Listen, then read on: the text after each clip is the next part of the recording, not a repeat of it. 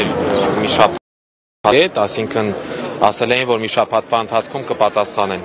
Եվ ըստ էության այսօրվա հանդիպումը այդ տրամաբանության մեջ է, այսինքն մի շաբաթը դեռ չի լրացել եւ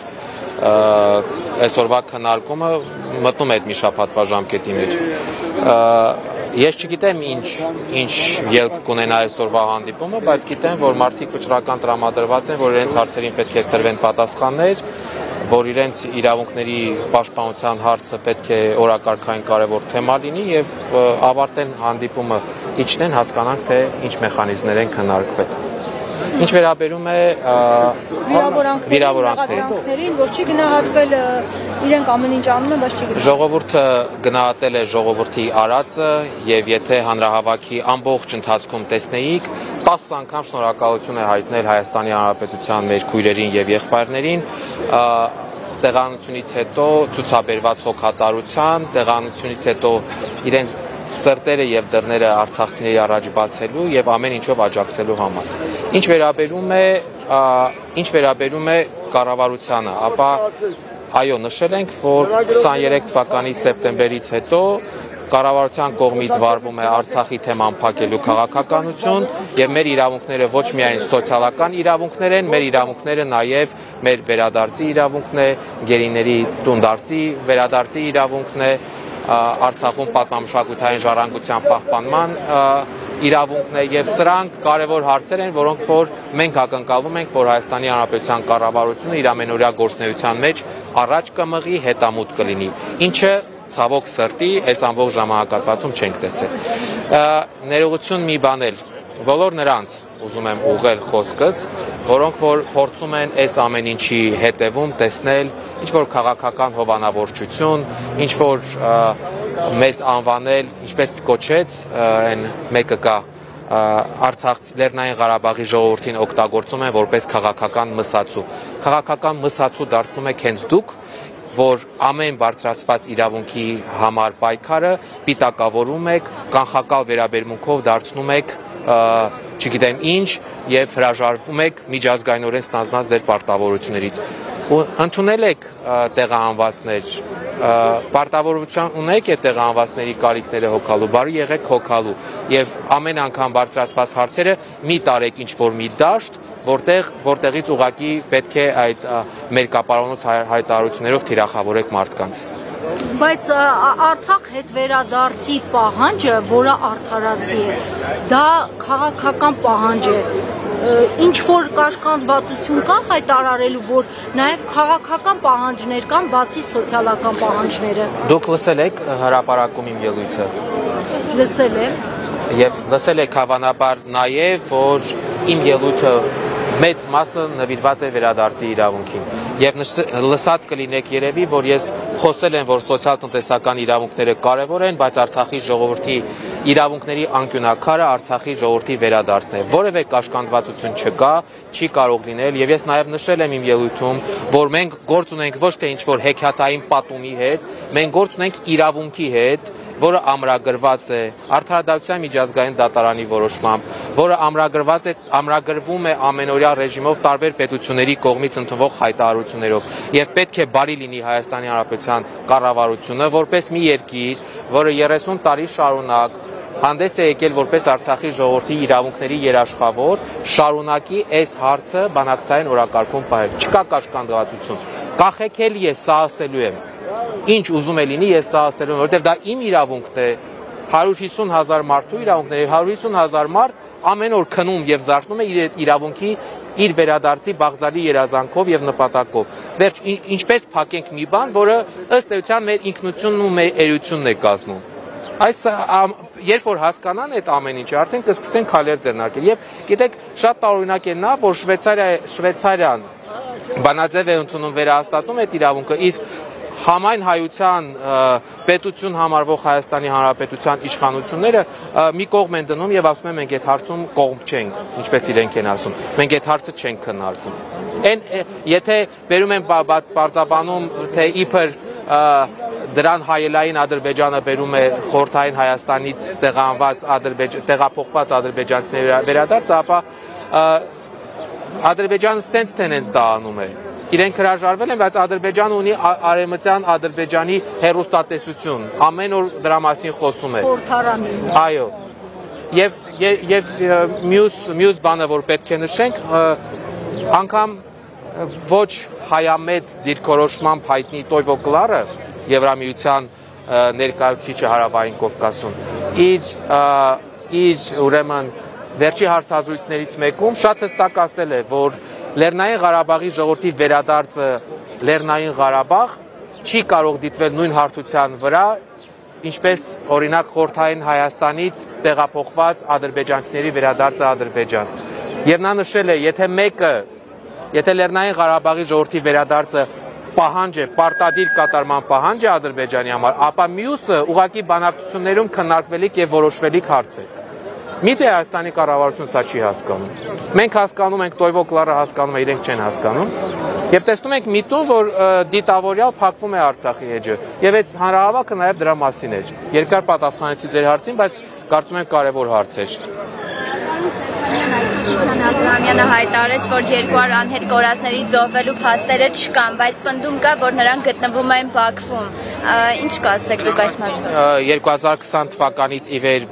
բարձրաձայնել են բոլոր իրավապաշտպանները, որոնք որ փաստահավաք աշխատանքներ են իրականացրել, այդ թվում Արցախի ՄԻՊ-ը, այդ թվում Հայաստանի Հանրապետության ՄԻՊ հաստատությունը, հավաքագրված տվյալներով առնվազն 80 մարդու մասին կան որոշակի տվյալներ, որոնք փաստում են նրանց հավանական գերեվարության հանգամանքը։ Սրա մասին բարձրաձայնել ենք տարբեր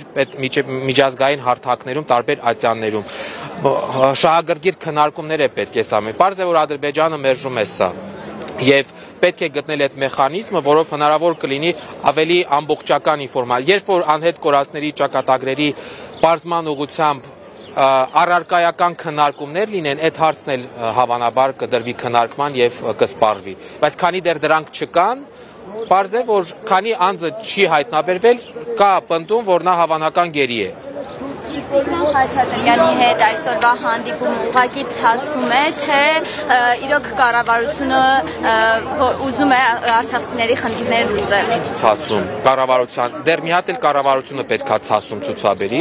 այսինքն կարելի է անտեսել մարդկանց իրավունքները, մատնել ուղղակի անտարբերության, հետո մի հատ էլ իրենք պետքա ցասում արտահայտել։ Չէ, ես փորձեմ շատ զգուշավոր լավատեսությամբ ասել, որ միգուցե հրապարակի 10,000 մարդու միաբերան պահանջը ինչ-որ առումով տեղ է հասել եւ այս քննարկումը դրա հետևանքն է։ Իսկ չեք կարծում, որ նաև 100,000-ից ավել արցախցիները, ովքեր այս պահին գտնվում են Հայաստանում, հետագայում 2026 թվականին, երբ որ ընտրություններ լինի, կառավարության այս պահին, այս ընթացքում կառավարության կողմից առաջ ընթաց լինի եւ ձեռք մեկնում լինի, որպեսզի արցախցիներին իրենց կողմը, այսպես ասած, քաշեն, որպեսզի ընտրություններում այդ 100,000-ից ավել արցախցիների ձայնը վճռորոշ չլինի եւ Նիկոլ Փաշինյանը չհեռացվի։ Տեսեք, նախ ես վստահ եմ, որ քաղաքական դիրքորոշումը հատկապես տուն-տեղ կորցրած անձանց շրջանում չի որոշվում 50,000 դրամով կամ այն մնացած սոցիալական աջակցություններով, այդ մեկ, երկրորդ, յուրաքանչյուր մարդ ինքն է որոշում, թե այս պայմանությամբ մեծ հաշվով արցախցիների ընտրական իրավունք չունեն։ Ձեր տված հարցը շատ քաղաքական հարց է եւ այդ հարցը շրջանառվում է ուղղակի այս հարցը։ Համենայն դեպս իմ պատասխանը այդ հարցին հետեւյալն է, որ այս հարցերը արդարացի պահանջ են պարունակում, արդարացի իրավունքի վրա են հիմնված եւ պետք է կարգավորվեն։ Ինչ մնում է 26 թվականի քաղաքական ընտրություններին, ապա իմ համոզմունքն այն է, որ մարդկանց որոշումը հիմնված չի լինելու ինչ որ փոքր սոցիալական աջակցությունների կարգավորմամբ։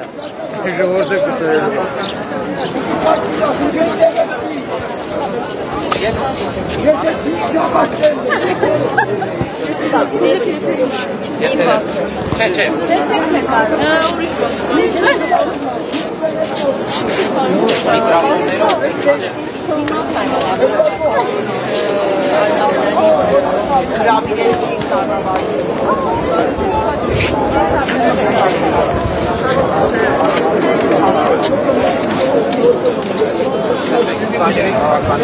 Հայաստանի Հանրապետությունը, կառավարությունը, այսպես ասած, գլուխ է գովում, որ միջազգային կազմակերպություններն իրենց բարձր են գնահատում իրենց ջանքերը տեղահանվածներին, փախստականներին տեղավորելու, ասում են, տեսեք, վրաներ չկան եւ այլ, բայց այստեղ մի շատ կարևոր հանգամանք կա, որ վրաներ չկան, որովհետեւ կա հայ ժողովուրդ Հայաստանի Հանրապետությունում, որը որ շատ հաճախ իր դռները բացել եւ տեղավորել է այդ մարդկանց, աջակցել է ինչով որ կարողանում է։ Սա շատ կարևոր հանգամանք է եւ դասական, հա, այդ փախստականների դասական իրավիճակի հետ գործ չունենք։ Այո, հանրահավաքի բազմամարդությունը եկել է ասելու, որ կառավարություն քո իրականացրած քայլերը չեն ապահովում մեր իրավունքները, միտված են կամ ուղիղ կամ անուղղակի կերպով նպաստում են մեր արտագաղթին Հայաստանի Հանրապետությունից եւ դու պարտավոր ես ընդունել եւ լսել ես մարդկանց։ Եվ այս ընթացքում եղել են տարբեր ձևաչափով քննարկումներ։ Եթե հիշեք, կա նաեւ տկեն նախարարության կից խորհուրդ եւ քանիցս ասել ենք, որ այդ խորհրդում ներկայացված անձանց մարդիկ չեն ճանաչում, որ այդ խորհրդում չգիտենք ինչ է քննարկում։ Եթե այդ խորհուրդը ստեղծվել է որպես շղար ցույց տալու, որ ներառականություն է կապահում, ապա չէ կապահում այդ ներառականությունը։ Եվ հրապարակը դա եկավ փաստելու։ Դա եկավ փաստելու, որ մեր խոսքը ձեզ տեղ չի հասնում։ Բարի եղեք մեզ լսել եւ մեր պահանջները կատարել։ Հույս ունենք, որ այսօրվա այս հանդիպումը քննարկումներում որոշակի առարկայական բաներ կգտնեն։ Միշտ էլ հույս ունեմ, այսպես ասած։ Թողենք քննարկեն, իջնեն, հասկանանք, թե ինչա քննարկվել, ինչա որոշվել, հետագա անելիքները հասկանանք։ Իսկ չէ կարծում, որ հենց Նիկոլ Փաշինյանը շատ ուրախ կլինի, որ արցախցիները արտագաղթեն, որովհետև եթե նա պահանջում է, ասում է, որ Արցախյան շարժման էջը պետք է փակվի։ Հասկացած եք հարցը եւ ես պատասխանեմ։ Չկա արցախցի, չկա Արցախի հարց։ Մենք էլ հավաքվել ենք ու ասել ենք, որ առանց պայքարի չենք պատրաստվում արտագաղթել։ Շատ լավ։ Իսկ եթե այստեղ բացասական պատասխանով իջնեն խորհրդի անդամները, ինչ քայլեր եք նախատեսում։ Եկեք ես այդ հարցին չպատասխանեմ, որովհետև ըստ էության խորհուրդն է լիազորված այդ հարցին պատասխանելու, սպասենք թող իջնեն, հետագայում արդեն կասեն, էլի։ Ես ինձ վրա այդ պատասխանատվությունը այս բանին չեմ վերցնի, որովհետև ըստ էության դեռ որոշում էլ չկա, որ մոնիտորինգ, բան, Եվրոմեդիայի լրագրող,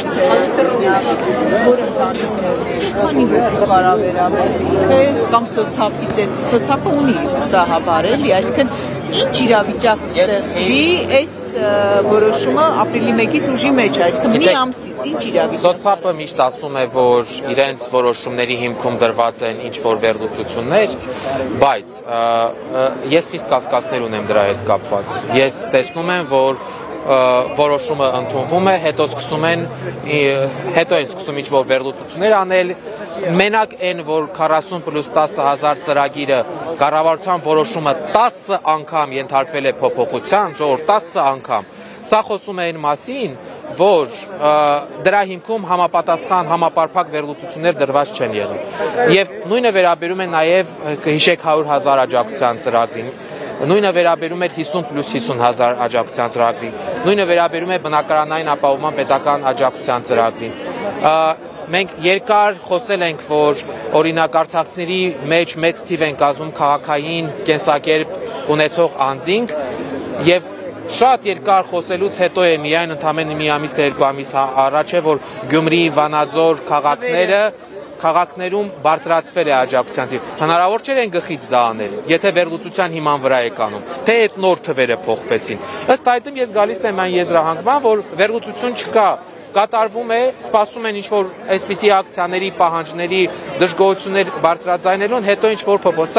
Սա էլ է ինչ-որ տակտիկա, ես չեմ ասում, բայց իրապես համամիտ եմ ձեր հարցի համատեքստի հետ, որ ցանկացած որոշում կա միջազգային պրակտիկա, կան փորձագետներ, ընդ որում ես շնորհակալություն եմ ուզում հայտնել, որ նաև այս հարցով աշխատող Հայաստանի հասարակական կազմակերպություններին, որովհետև ես տեղյակ եմ իրենց կողմից ներկայացված զեկույցներին, իրենց կողմից ներկայացված տեղեկանքներին, որոնք ամբողջությամբ համապատասխանում են Արցախի ժողովրդի պահանջների հետ, որոնք հիմնված են մասնագիտական, փորձագիտական վերլուծության վրա, բայց կառավարությունը մինչև հիմա դա հաշվի չէր առնում։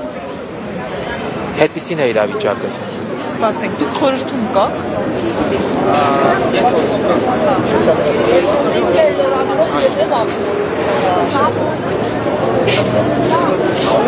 Девочки